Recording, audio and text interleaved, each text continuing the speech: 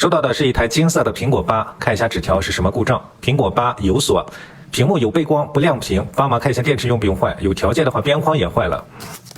这台手机这个边框还是相对比较新的，就这有点磕碰，这个不用坏。后壳呢不需要坏。好，咱们插入数据线充电，手机没有反应。充电呢，手机没有反应，而且屏幕也不显示。好，咱们上电流表。在电流表上充电，手机没反应，但是充电电流是1i，手机充电是正常的。好，咱们拆开看一下，拆下尾部螺丝，将屏幕打开，确定呢手机之前拆开过，但是内部没有动过。这个盖板螺丝是松动的，这缺一个螺丝。充电充了2个小时，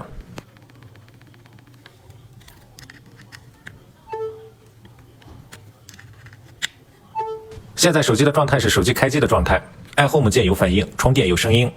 好，咱们更换屏幕，开机，手机显示正常。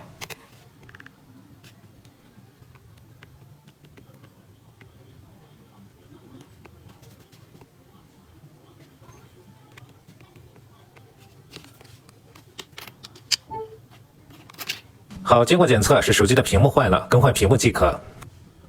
遇到了很多这种情况，看上去屏呢没有任何磕碰，但是屏幕呢就不显示。将后壳上残余的防水胶清理干净，贴上新的防水胶备用。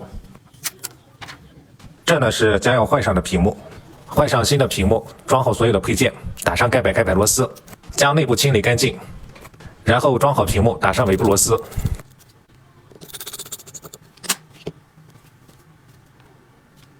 好，装机完成，手机恢复正常。这个手机的后壳边框呢相对比较新，还可以用，不需要更换。